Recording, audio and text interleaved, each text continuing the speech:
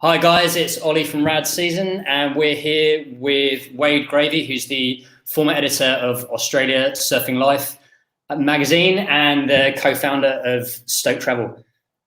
Wade, thanks for Hello. coming on the show, man. Doing pretty good. You're sitting in the sun, anticipating the start of summer. It's already quite warm, hey, and it's only like what are we? I've lost track of the date. What are we in now? It's May, mid-May, Yeah, and it's whereabouts are you? I'm in Barcelona. I'm in downtown. Do you want me to show? I'll show the people. Look at this.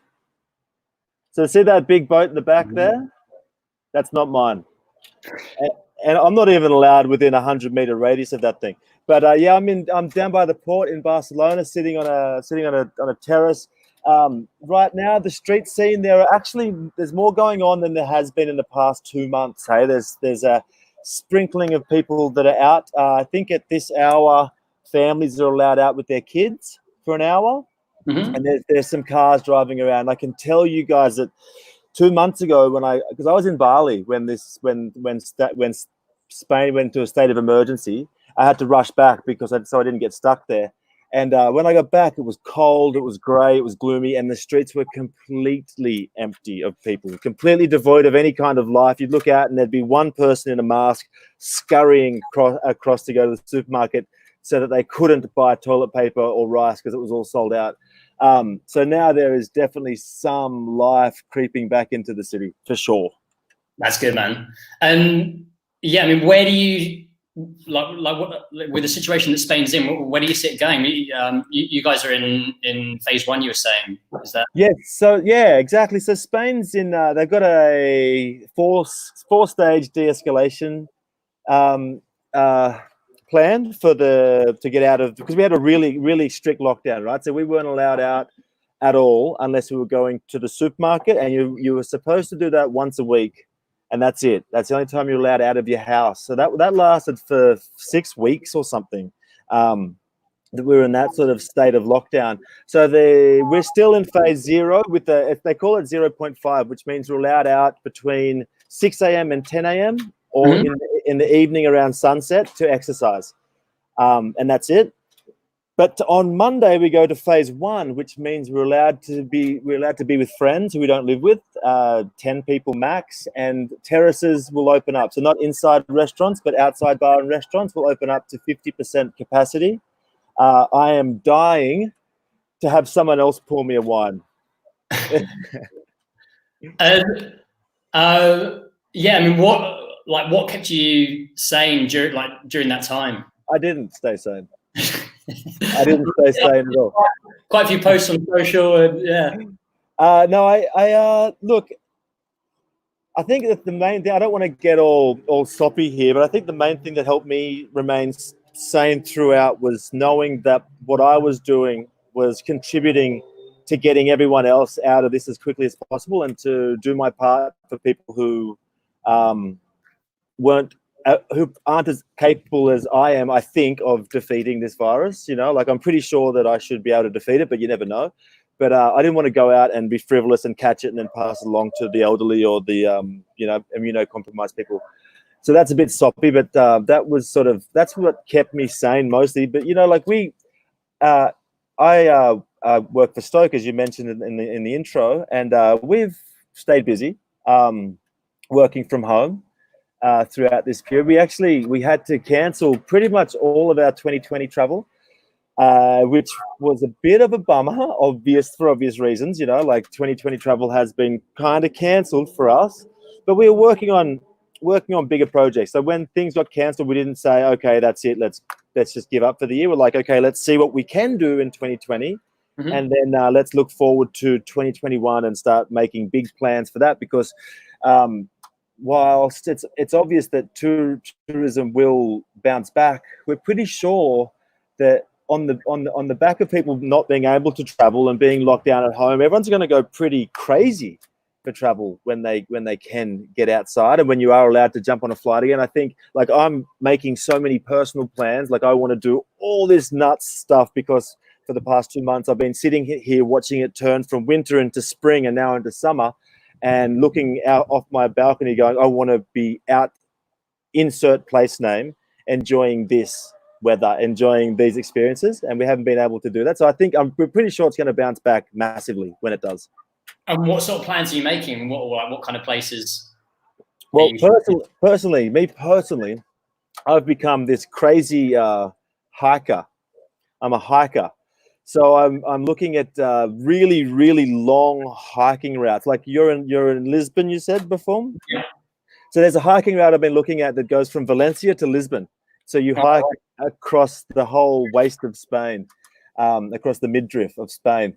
So I've been looking at stuff like that, like getting out there and doing long distance hikes where you get to see a lot of small villages and different cultures, and eat a lot of local food, and you see it all up close, you know, because you're going at a very slow pace. So you get to see everything up close and stop and smell the roses, and you meet the farmer who makes the cheese, and he's also makes his own wine. And you know, I definitely stumbled across a lot of really interesting places when I was filming the 50 Fiestas project, and going to all these small villages and seeing their traditional parties, and then also a part of that, getting to know the people and the type of food that they eat, like all that stuff that's sort of really super localized in Spain and across Europe. Because I'm from Australia, if you didn't pick up the accent. We just sort of have a blunt culture across the whole continent down there. Whereas here you can, you know, if you're walking from Valencia to Lisbon, you're going to go not only through 2 countries, but you're going to go through maybe 10 different provinces, and every day you probably walk 20 kilometers and go through 3 or 4 or more villages, and they'll all have a unique fiesta. They'll all have a unique thing that they make that they're proud of. They'll have a reason to not like the village you just came from because we make the better cheese and their cheese is terrible, and they'll have their own wine and all this sort of stuff that you can experience on the ground here in Europe. So I really want to get back out there and start. I want to get out of Barcelona. I love it here, don't get me wrong, but I want to get out of here and go and see some regional tourism. And I want to pay a lot less for food than we would be paying here when this thing lives as well.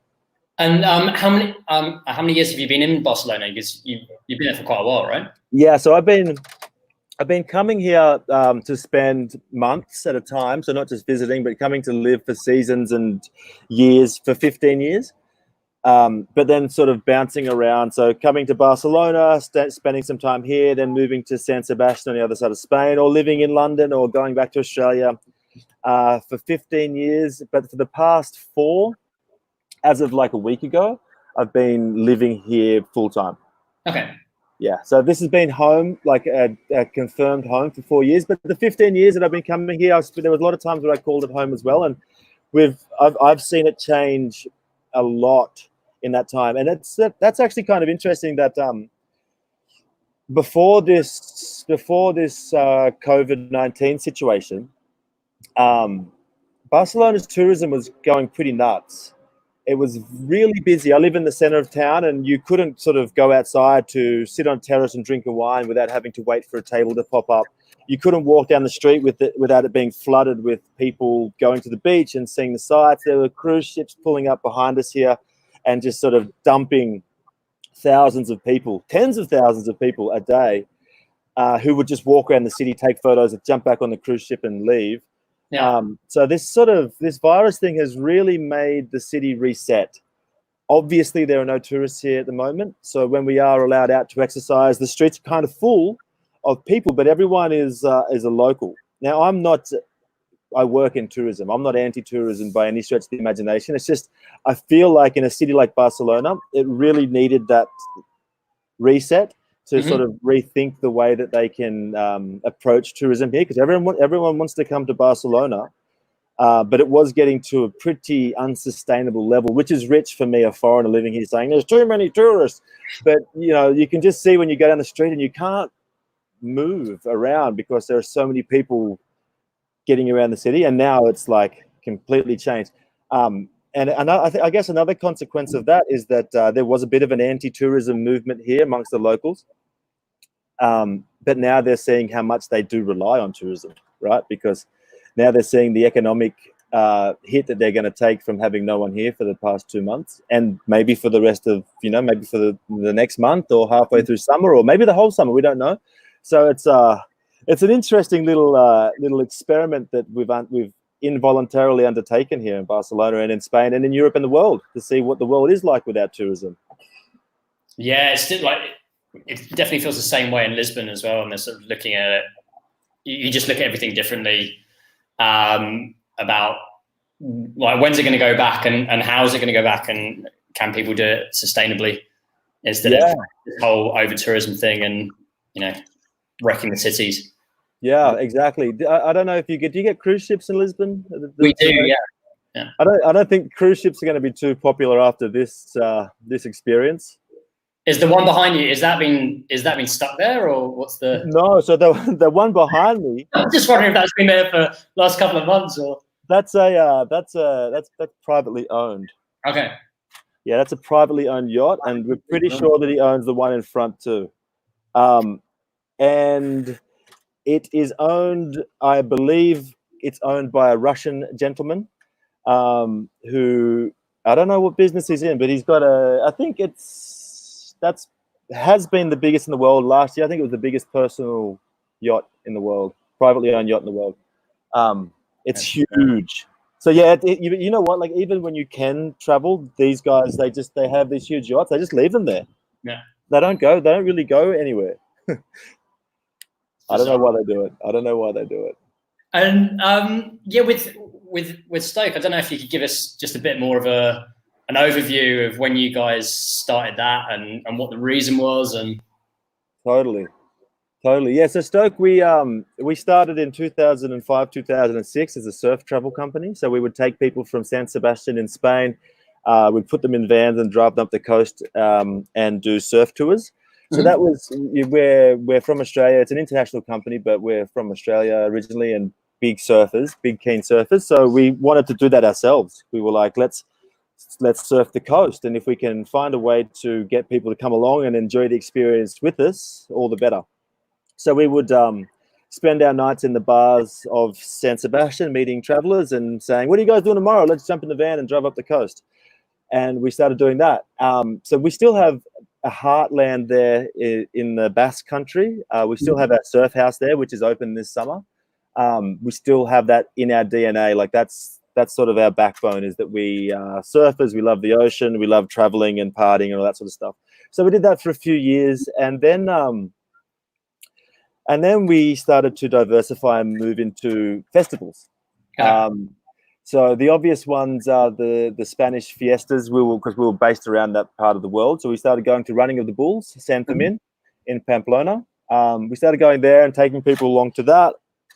And then we started to, there's one that's near there called La Batalla de Vino de Haro, which is in La Rioja, the red wine region of Spain there. So we would go there and it's a big wine fight. So people would go there and they throw wine on each other. So we would do that also. And then La Tomatina, the Spanish tomato fight. So those are three Spanish festivals that we still do, not this year, but that we can sort of guarantee to bring a pretty regular crowd of people to, because Running of the Bulls in Pamplona, San Fermin, we have for a while now, we've been focusing as a brand, we've been focusing on that trip as being more about the San Fermin fiesta as opposed to the Encierro Running of the Bulls. We're not big fans of the bull run personally ourselves. We do think that people should come and make up their own mind about it, because we don't want to say, this is what you should believe. But what we really like about that one is we really like the fact that there's this huge street party, which is probably the most emblematic Spanish fiesta there is. It's the one in Spain. It's got the biggest crowd. It's got all the traditions. And apart from the Running of the Bulls, which goes for 5 minutes in the morning, the rest of the day and night is full of dancing in the streets, drinking, eating food and concerts and processions and all this sort of stuff. So we focus on that. If people want to come and do the bull run, that's up to them. We give them the information and we help them out for that. But it's more about the party element around. Exactly. And the culture and getting to know because in Navarre, where Pamplona is, it's majority Basque. So there's Basque culture and Spanish culture. They're combining, and everyone wears the white and the red, and they drink from the wine skins. And, it's just a really fun experience. You've got every demographic of society. You've got the old ladies cooking paella in the streets, even though paella's from Valencia, but they seem to eat it everywhere. And kids and everyone who's older than like 10 seems to be drinking sangria. And that's that side of the Spanish fiesta experience was something that really appealed to us, because coming from Australia, we don't have that kind of thing. You can't tell the whole city, the whole town, the whole village to, hey, let's all go in the street and drink for a week straight. There would be absolute mayhem for some reason in Australia. It'd be chaos. So we turned up to these parties in Spain and we're like, whoa, how does this happen? And yeah, it's so much fun, and it's not a bad thing. It's not this negative experience that needs to be legislated against. It's actually an overwhelmingly positive experience that has its problems, like anything does. But it's like, and so what we discovered from that is then we started to go to this one in Haro, which is not far from Pamplona. And there in Haro, this tiny winemaking town, they would do the same thing on a smaller scale. Everyone would be out in the streets drinking and partying and dancing and concerts, and it would go all night, and then all day the next day they'd have this wine fight where for a few hours, you've been there, you know what it's like. For a few hours, everyone's throwing wine on each other. And then we came to the conclusion, or the theory maybe, that they must have these things everywhere. And after a little bit of research, we found out that, yeah, they do. Hey, like they've got these every single village, every town, every neighborhood has these fiestas where they party for a week, days, if not a week, every year without fail. And it sort of becomes this central theme in these communities where they build up to these fiestas, and then they spend their week just letting their hair down and going crazy in the streets and sort of building these community ties. And then when it's finished, they go, okay, let's start planning for next year. It's that important to them that as soon as it's done, they're like, all right, let's just have one day for the hangover, and then let's start planning for next year's extravaganza. And we just fell in love with it, So at Stoke, we do those three because they're three that people know, or that you can get people to, or that are at a good time of the year. Mm-hmm. But and my other project, 50 Fiestas, we discovered at least 47 more, because the plan is to film 50 Fiestas. So we discovered at least 47 more than that. But to be fair, we discovered hundreds more of different, outrageous, crazy fiestas and experiences around the country. A lot that you've been to, right? Well, I remember last time we were speaking, and yeah, you were giving me some advice on Haramplas, which is one of the most crazy festivals I think I've been to. Yeah. Sort of like the Tomato Festival, but instead of tomatoes, they're using turnips, and the guy's a monster, and they're all like lobbing turnips at him, and that was pretty nuts. I thought there was only going to be like, I don't know, maybe a couple of hundred people throwing turnips at this poor bloke, but there was thousands. Like the whole town turns up, right, to these things. Yeah. That one's just so fun, scary, and interesting, right? Like, yeah, they literally have tractors that dump piles of turnips in strategic points around the city, so that when this poor guy in the suit's getting battered, he knows that he actually knows he's supposed to run past these piles, I guess, because he runs past the pile and everyone's like, a pile of ammo. Perfect. And like, I knew what a turnip was, right? But I wasn't so familiar with a turnip before I did this. I just didn't realize how big, heavy, and hard they are.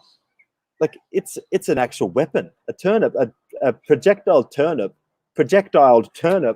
is a weapon, right? Like, it hurts. And it's cold there, isn't it? It's like it's up in the mountains in Extremadura, and all these turnips are freezing. And yeah, it's incredible, that one. Yeah, so that town, Piornal, right? Piornal, it's in it's on that ridge line between the Jerte Valley and the La Vera Valley.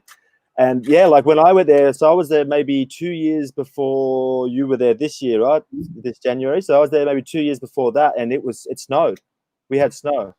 And so it was freezing. So the turnips were also frozen. They were frozen, giant, frozen, heavy, hard projectiles that we were throwing. With 50 Fiestas, have you guys then been to all of those? Have you done them all? No, we've filmed about 20 of the 50 so far. Okay. Yeah, so at the moment everything's on a pause because of the COVID situation, and we basically, to be honest, we chewed through our budget to film 20. We definitely bit off more than we could chew. We jumped in the deep end, so we're just sort of looking at some options there. But of the 20 that we filmed, we've got some good stuff so we can go and show some people. Be like, hey, Mr. Hollywood, do you want to get involved in this crazy documentary series where we go around and we use these parties, these traditional parties, as sort of the springboard to better explore the culture of the village that we're in, or the town, or whatever, and also Spanish and European culture in general, where there's this greater sense of fraternity amongst the people, I feel, than in Australia. Australia's very more individualistic. We all have our own house and our own garden, and and we're very outgoing, and we have friends, but we don't really live in each other's pockets. We don't really live with each other. We socialize and then we go home. We go to the pub and then we go home. Whereas here in Spain, people, even if you're in a village, like there's the baby jumping. Did you get to the baby jumping? No, I was planning on going this year. Oh, it's supposed to be now, isn't it? Yeah, of course. In the baby jumping, it's this town. It's like it's literally in the middle of nowhere. Like, you couldn't even walk from the nearest village to get there in a day. It's so remote and it's tiny. It's a one-bar town, which, if you know Spain or Portugal or Europe, you know that a one-bar town is pretty small. And even there, they all live on top of each other. Like, if their terraced houses are actually joined together, and there's small flats and stuff. Because even though you've got hundreds of kilometers around you, Spanish people, they still want to live on top of each other, and instead of having their beer at home, they all go down to the local bar and stand around and have a beer, and they gossip, or they sit in the street and they talk to their neighbors, or the kids all play together in the playground together, and I just realized too that I just mentioned baby jumping and then continued on some sort of diatribe about how Spanish people live near each other. I should probably explain what a baby jumping is, right? Yeah, that's probably, there's some odd ones over there, right? But that's got to be up there. Like that one on paper, like, because they jump over babies. So, so people bring their babies to the village. So a lot of these villages, the people who are in their 20s go away for university, and in their 30s and 40s, they might go, and 50s even, might go and live in the city, might go and live in Madrid or Barcelona or whatever to pursue their careers. But they maintain ties to the pueblo, to the village. Mm-hmm. So they maintain ties to the family and the village. So they'll go home for summers, or they'll go home for these fiestas. So these people who are the sort of diaspora of these small villages, this one's called Castrillo de Murcia, I think, which is near Burgos, not even near Murcia, but that's what it's called.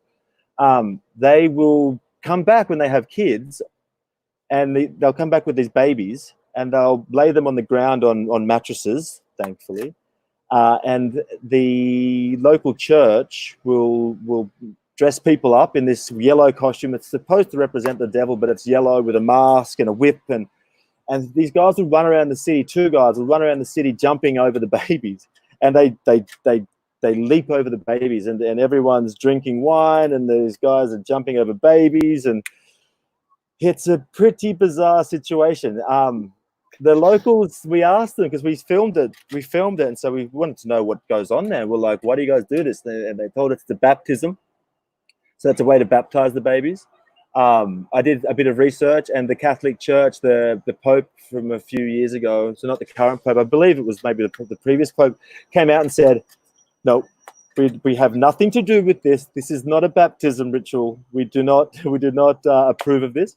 And I asked the guys, like the guy doing the jumping, I was like, so, like, have you ever, is there any danger of landing on a baby? And he goes, no, look, we take this super seriously. Like, I train really hard for this. I quit smoking a month ago. That was it. That was his, I was like, oh, cool, you quit smoking a whole month before you jumped over babies.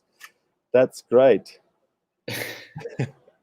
You got to put some precaution measures in, right? That's nuts. Totally.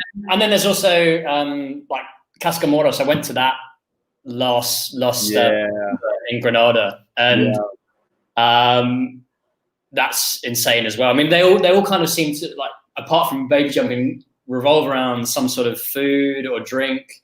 And that's sort of I guess like Casa Comoros, when they're putting like oil on and running around the mountain and that one. I didn't actually spend enough time at that one. That's one I really want to go back to. And if my girlfriend is listening, it's not because of the Andalusian babes all covered head to toe in oil. Okay, it's not because of that. It's because it's an amazing. It's so like it's apocalyptic, right? Like there's a guy with what's he got, a statue or something? He's got something that he's got this big thing he swings around and everyone's chasing him around town, right? It's almost like a rope. Yeah. And he's stolen a statue, or that's the ritual, is he steals a statue from one town and tries to get it to the other town or something. So everyone's greased up and chasing this guy around who's swinging a rope around trying to attack everybody, but it's extremely enjoyable. Yeah. I loved it, and it goes on for 2 days, right? So there's like So it's in. It goes on for 5 days, but it's in 2 different towns. Exactly, it's in Baza the first day, and that's where they're all greased up. They're covered in the oil, and then a couple of days later, they make their way to Guadix, which is if anyone's ever in the Granada, Sierra Nevada area of Spain, go and check out Guadix. You can. They live in caves. The people live in caves. They literally live in caves, and they love their cave. Right? Yeah, I stayed in the cave. Yeah. I stayed in the cave.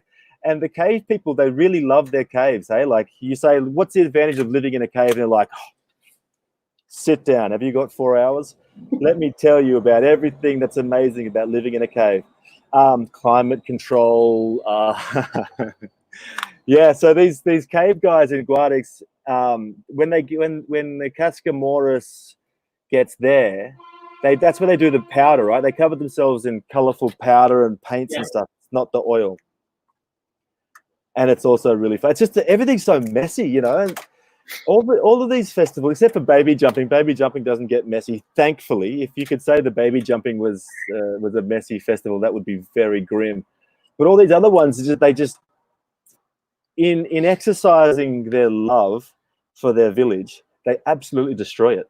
Generally, don't they? They just like cover it in oil and paint and dust and tomatoes and turnips and whatever it may be. And like at Haramplas in Pional, you would have seen that the locals, because it happens in their village, they just board up the windows. They're like, oh, people are going to come through throwing turnips anytime now. Let's just board up the windows because we're cool with it. We're okay with them doing that. We're just going to board up the windows and not complain about it. Did you get to Escabazos, the one that's in the Lavera? It's in Jarandilla de Lavera. It's in the Lavera Valley of Extremadura. It's in December, where they have the big fire things and the big. No. Oh, that one's crazy too. No, we went to Ibi, the flower war thing in just outside Alicante. Oh yeah, how's that? I haven't been to that one.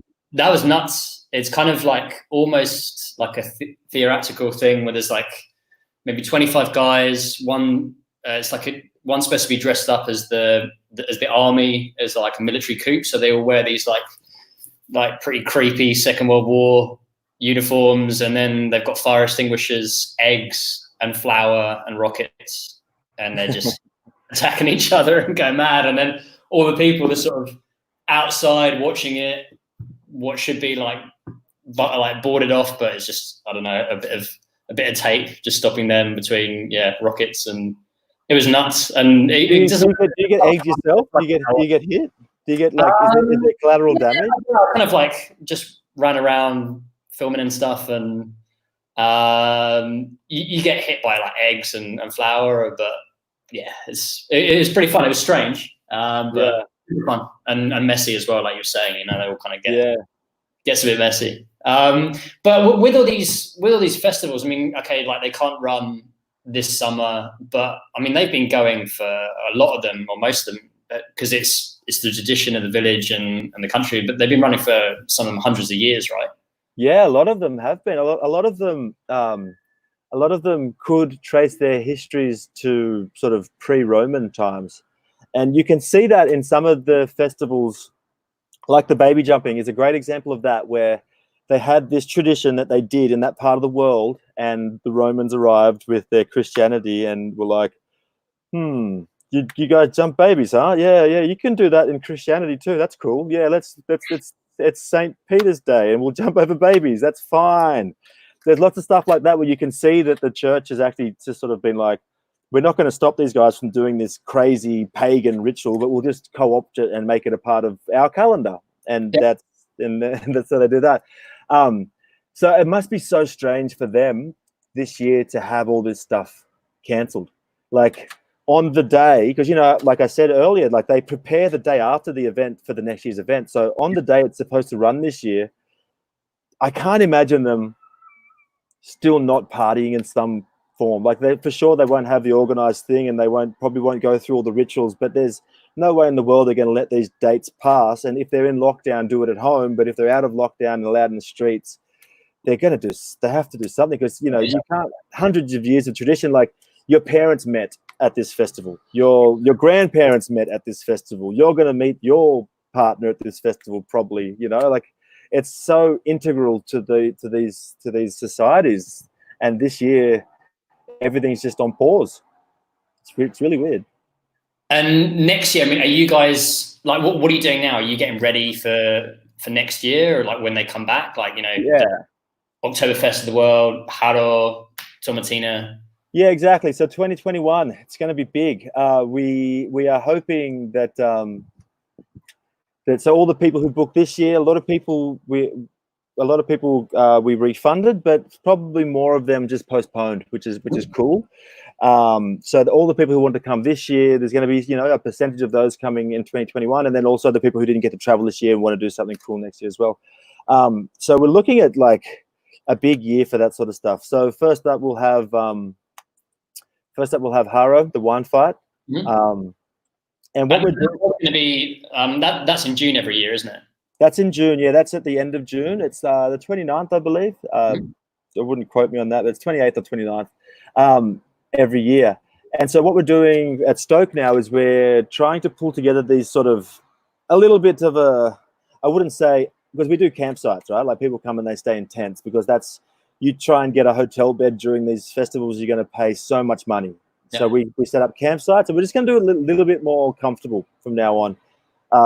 So we're going to have bigger tents, and we're going to include brunch, bottomless brunch with kava included in the mornings before the festivals and stuff like that. Just to sort of, I mean, Ollie, I've been doing this for 15 years now. I turned 40 this year, and I want to have bottomless brunches, and I want to have kava. So just like the birth of Stoke, where we started surf camps because we wanted to surf.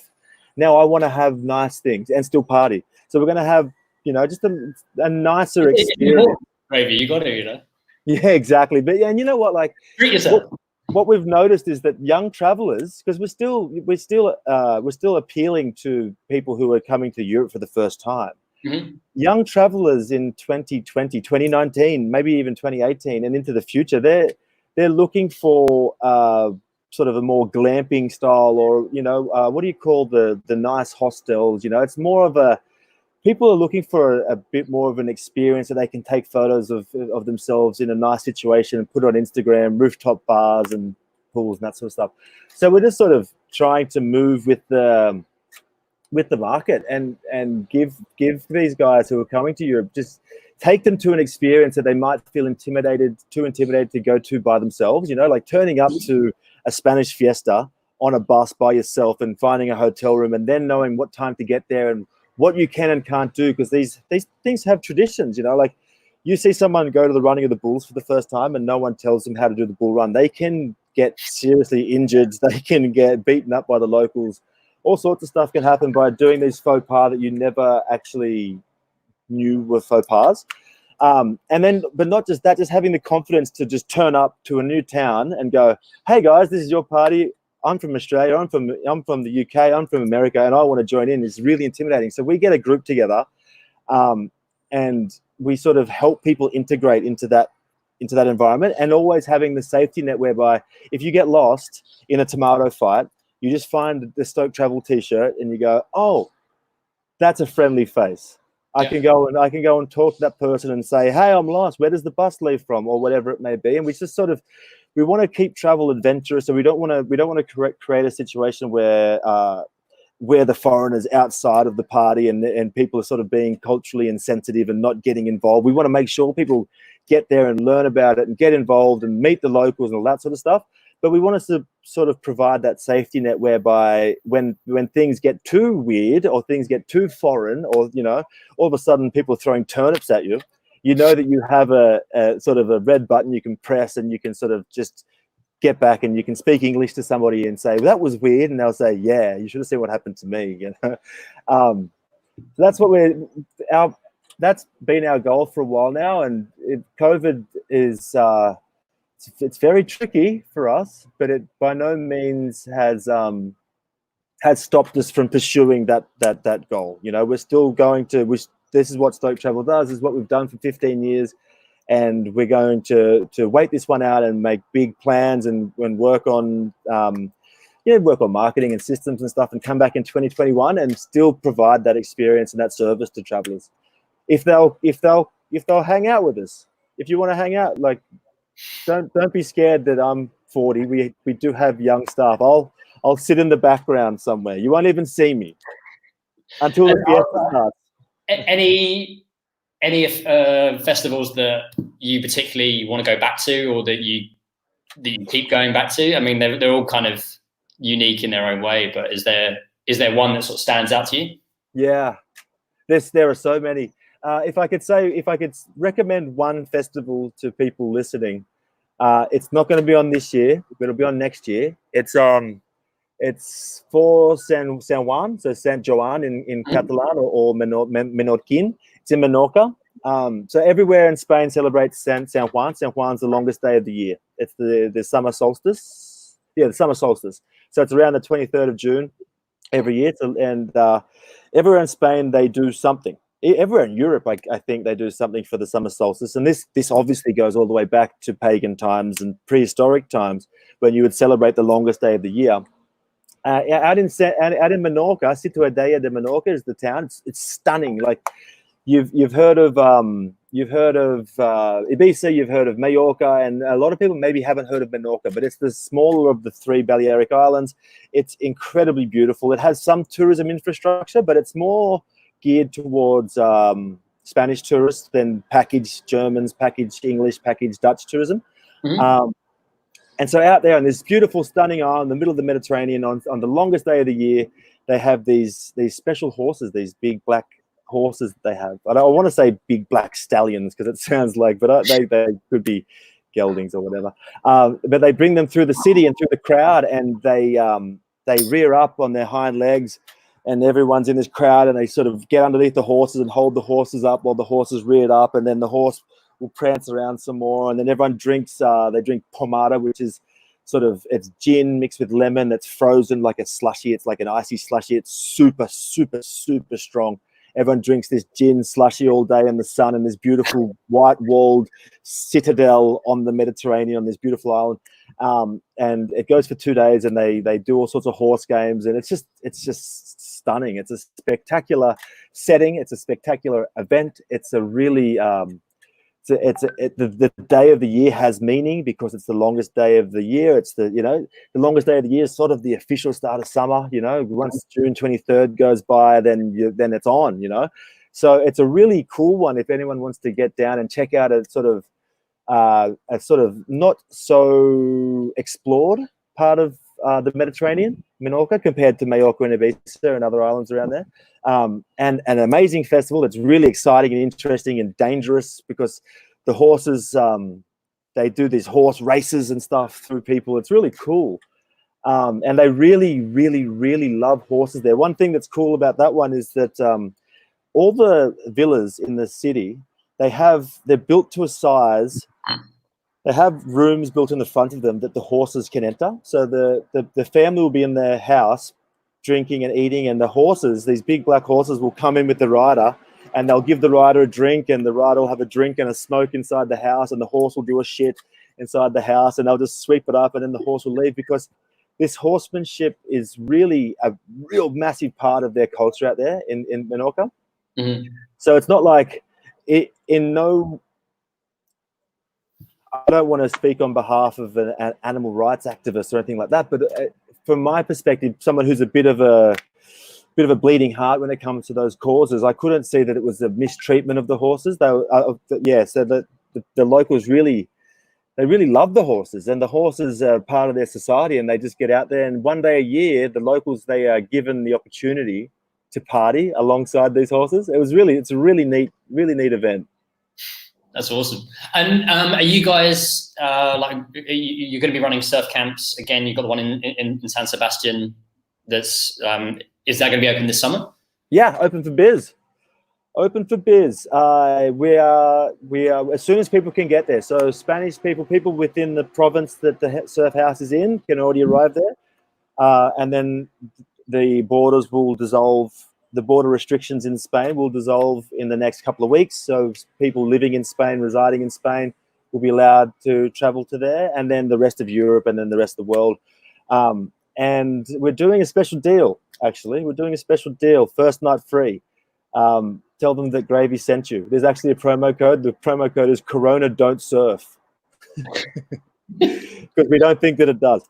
But yeah, so because just to sort of encourage people to come back to this really, so a little bit about the surf house. It's a reformed Basque farmhouse. It's in a little village called Aya. So it's in the mountains. It's like the pre-Pyrenees mountain range. So you've got these mountains that go up from the Bay of Biscay, the Atlantic Ocean. They go up, and then they eventually turn into the Pyrenees, and that's that great ridge that sort of divides France and Spain and runs from Atlantic to Mediterranean. But our house is up on the hills. You look down across these undulating green hills to the sea from the farmhouse, from where you stay. The backyard backs onto a national park. So you can walk out the backyard of the surf house, and you can walk into a national park, and you could hike for days and just walk through the Basque Mountains if you so want. We have a skate ramp, we have a beer tap, we have unlimited cider, we have unlimited wine. There's a chef there that cooks for you. And every day we do surf lessons. If you need surf lessons, or if you don't need surf lessons, we just give you the surfboard and off you go. And we do like an all-inclusive sort of package down there. So people just turn up, they stay in this beautiful, this spectacular setting in this nice converted Basque farmhouse in this, really interesting part of the world. Aya, the village that we're in, is the most Basque place I've ever been. Like a lot of Basque country in Spain and France, they sort of tend to be a little bit, you hear people speaking Spanish, and in Aya, in the Basque country, they speak Basque. In Basque, right? Or they speak Basque, yeah. Like a lot of people there will some of them, the farmers, will actually feel more comfortable speaking to you in English than they would in Spanish, because they just live in the world of speaking Basque. So it's super cool. They have their own fiestas. They have like the fiestas de Aya. They do like a strongman contest. Oh, really? Yeah, it's epic. It's like, we call it the Basque Olympics. And they have all these, because Baskies, they're a rural people, and they're prehistoric people too. Like, they've been living in that place forever. And so they have all these... Isn't it like the oldest language in the world, or like one of... That's what they say, yeah, like the oldest living language, yeah, because when the Celts and then the Romans and stuff came through that part of the world, the Baskies, because the terrain was really mountainous and not that fertile, actually, the Baskies were a little bit of a nuisance for the invaders. So they sort of just did a deal with them and didn't sort of conquer them and say, speak our language, speak Latin, like they did to the rest of Spain, France, and Portugal and stuff. So their language survived. It's wild. It is so wild. The words are like that long. They have lots of X's following T's in their words. Like every word has a T, then an X, and then some more letters and a Z. It's super interesting. The Basque food is some of the best in the world. We from the surf house, it's like a little trip down the hill. We go to a cider house. So it's in this apple orchard. There's this big old building with huge vats of cider, and they do an all-you-can-drink, all-you-can-eat steak menu. So you sit down, you have like a 5-course meal of omelette, of local codfish, of steak, and when you finish your steak that's this big, the lady says, "You want more steak?" And you go, "Yeah, I'd have more steak." Chew on a bone like Fred Flintstone with his big bone thing, and then you go to these huge vats, and they just turn the tap on, and you just hold your cup and catch cider as much as you can drink, and it's like $30. Like it's so cheap to go to these cider houses. So as far as cuisine, as far as landscape, culture, all that stuff is concerned, like that's where we started in Spain. We started in the Basque Country in San Sebastian, and now we're just out of town. We're still in San Sebastian. It's still called the San Sebastian Surf House, but we're just out of town in this little village. I mean, what more could you want from a pre-COVID-19 vacation? I don't know. I don't know what more you could want. And what about like winter? Are you guys going to do anything sort of either like winter holidays or any winter festivals? Yeah, so obviously we're looking towards putting some stuff together for the winter. Generally in winter we do a lot of work with study abroad students who we're not so sure if they'll be back before 2021, but maybe they will be. We'll see. So ski trips obviously is one thing that we do. We're here in Barcelona. We're right near Andorra, just up the road, so we can do ski trips up to Andorra. We're sort of trying to pull together something in the Alps where we do like a bit of a festival, and go and rave in the Alps. There's a few things, yeah, but not so much Spanish fiestas, because as you found out in Pional, it's cold. Yeah, it doesn't really like when you think of like the Spanish fiesta holiday, you don't really think you're going to go and it's going to be freezing cold and stuff. You want to be in the sun drinking sangria. Exactly. Like I went when we went to Ramblas, I think it was -2, and you're getting into your like snowball jacket, whatever, a ski jacket, and we're with our toddlers, 3 now, then 2, and he gets out of the car and he's shivering and he's like, "Oh, like what is this?" Like, yeah. And what about like carnivals and stuff like that? Are you guys going to be? Are you doing anything? Because I know you do stuff around Stigas and we stick around here for Carnival. There is some cool stuff for Carnival. Oh my god, there's some cool stuff for Carnival. Like we went to Cologne. Like so, yeah. The last festival we did was Cologne, and that was when this was all going on, and they were going to cancel it, but we were already over in Germany. But I never knew Europe. Like you think of Carnival and you think Rio, or somewhere tropical, and it's just crazy. Totally, yeah. They're huge parties. Like the one that we go to, Sitges, is 40 minutes down the road here in Barcelona, and it's hectic. It's a huge carnival procession, drinking in the streets party, and even though it's cold because it's winter, it's such a good party. Like before you know it, you're topless, and it doesn't matter. You're dancing in the streets. So yeah, I think for us to do Carnival stuff, we'll probably stick around Barcelona and Sitges again. But you know what? We don't know what if study abroad students don't come back, then maybe we can plan something a little bit further afield. There's so much stuff, because that's the problem, is that because these dates line up every Carnival, there's all this cool stuff around, and I get stuck doing the same thing every year, whereas I want to go and check out the weird ones that are in the other provinces. I know there's one in Aragon where the young men go and dress in animal hide, so they wear like bear hide and all this stuff that they've had for hundreds of years, and they run around and they harass people. So I want to go check that out because it looks really savage and cool. And the one that I went to in Galicia where they throw ants at each other, fire ants for Carnival, that was crazy. That was really crazy. The ants, they hurt when they bite you, and they were throwing handfuls of them at everyone.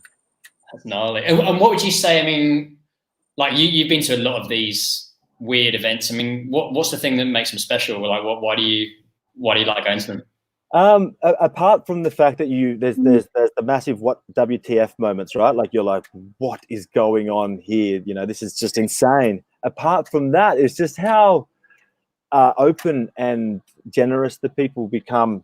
Like Spanish people are already pretty gregarious, they're pretty outgoing people, but during these festivals, they double down on that. So you'll go there and they'll tell you to come into my house and dine with me and drink, and you end up getting hammered because you've been hanging out with a little old lady. So that's what I like the most, I think, is just sort of just seeing how open people can be and getting to know a little bit about their culture with them, and just having a really, really good time. You know, there's nothing stressful. There's no, yeah, it's just like you're just there to enjoy yourself. And that's yeah. I think after all this COVID stuff too, like we need that more than ever, right? We just need to have a good old fashioned knees up where we go somewhere, let our hair down, and I think people need to get out. You know, like everyone. Yeah. Like the first festival that's on is going to be nuts. Like all my music festival tickets got cancelled or got postponed just now. So no one's even going to have music festivals this year. Like they're doing stuff online, but it's not the same. Yeah. As being in the crowd. So, you know, as soon as this stuff comes off and people start having events again, they're going to be crazy, and I can't wait to be there. Awesome, man. And yeah, just wondering if people wanted to get hold of you or Stoke Travel, what's the best way to get in contact? Just jump on the Stoke website, so stoketravel.com, and that has all the stuff that we do at Stoke Travel. Or if anyone wants to contact me for any more terrible advice that I can give you, I can give you advice on how to really make the most of these festivals and come out of them feeling the worst. Gravy@stoketravel.com is my email address. It's just gravy like the sauce @stoketravel.com. Awesome. Cool, man. Thanks for your time. Thanks, Ollie. Great chatting. See you, See you, man.